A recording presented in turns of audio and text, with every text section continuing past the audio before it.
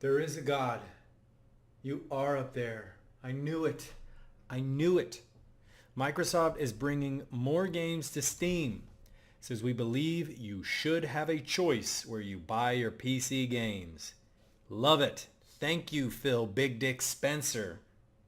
Microsoft Store will also be accepting Win32 games, not just the more restrictive UWA or UWPs.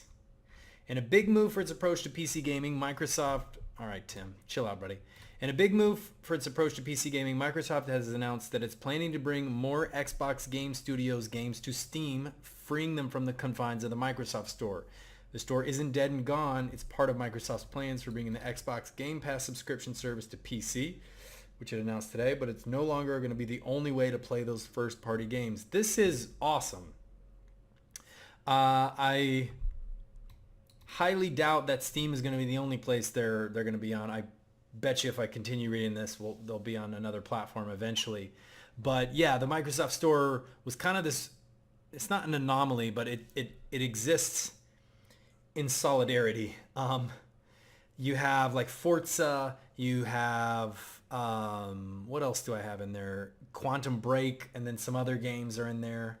And I have maybe 4 or 5 purchased games from the Microsoft Store, but it's not a place that I normally go to because it has a bunch of other just apps and different things there. So it was never like, okay, here's the home of PC gaming on my on my PC, sorry. But expanding those games to Steam and then presumably moving from UWA, UWP to Win32 means you can spread it to other platforms as well. This is a huge change and a really good move. Our intent is to make our Xbox Game Studios PC games available in multiple stores, including our own store at launch. We believe you should have choice in where you buy your PC games, writes Phil Spencer. Maybe not, but this is like a direct jab at Epic. We believe you should have choice in where you buy your PC games. If they're moving to Steam, presumably later on they'll move to Epic and GOG, maybe Origin and Uplay, but they're not solely moving to one place. They're not forcing you to go to the Microsoft Store when it's an inferior experience, when like objectively the UWAs have problems in how they render stuff and dealing with mods and different things like that. And it was kind of more focused on tablets and mobile and things like that, touch controls. But this is great. In the past, Microsoft support has Steam has been spotty. Yes. Most of its new games have remained exclusive. Yep. Which also means they're only available as Universal Windows apps, a container used on modern Windows with a number of drawbacks. They're not nearly as open to modding, overlays, or tools like Reshade, and have been largely unpopular with PC gamers who care about those features. So it's a little bit different. This is specifically talking about the way the game is packaged and rendered and coded that people are having an issue with. But they're pointing out specifically PC gamers care about certain features that we didn't have, so our store didn't get trafficked a lot. There's a lot of like subtle jabs toward Epic. I could be reading into this, but this seems to like completely flow through here. Some of Microsoft's strategy games like Halo Wars have already been released on Steam. The real prelude to today's announcement with the news that Master Chief Collection will be rolling out on Steam. Wow, starting with Halo Reach. That is awesome. Great success. Today's announcement names Age of Empires 1 through 3 and Gears 5 as the first games coming to Steam. Doesn't mention games currently exclusive like Sea of Thieves or Forza, but Steam releases for them seem like a good possibility. From Phil Spencer, enabling gamers to play together through cross-platform play and cross-network play across Windows 10 PCs and console is vitally important. Building communities across all those players, regardless of the store or platform they've chosen, is also vitally important because it helps bring players together, allows games to find their largest audience, and allows gaming to deliver its true potential of uniting people around the power of play. All right, I'm not too sure about the power of play if you've ever been on voice chat with anyone. It's not really uniting people too much, but yes, regardless of the store or platform, I love this. I truly love that Dauntless is cross-platform and the integration inside of it seems amazing. Hey, here's a PlayStation icon, here's an Xbox icon, you just go. That is awesome. but moving into the next step, regardless of the platform they're on, regardless of the store they purchase. I love this. I love the way that Microsoft is thinking about this. You envision that they're just everywhere. It's an open question how matchmaking and friends lists will work for Xbox games. Microsoft clearly has a plan for Halo and a strong interest in cross-platform support. It would be great to see the whole back catalog of Microsoft games make it over. That's probably not going to happen. It actually takes work to recode and repackage all those old games, so I doubt every UWA, UWP game is just going to make the shift over there. Steam is seemingly the first along the road to a multi-store rollout. We know millions of PC gamers trust Steam as a great source to buy PC games, and we've heard the feedback that PC gamers would like choice. All right, it's no longer subtle. Maybe I'm making inferences toward Epic. This is specifically talking about Epic.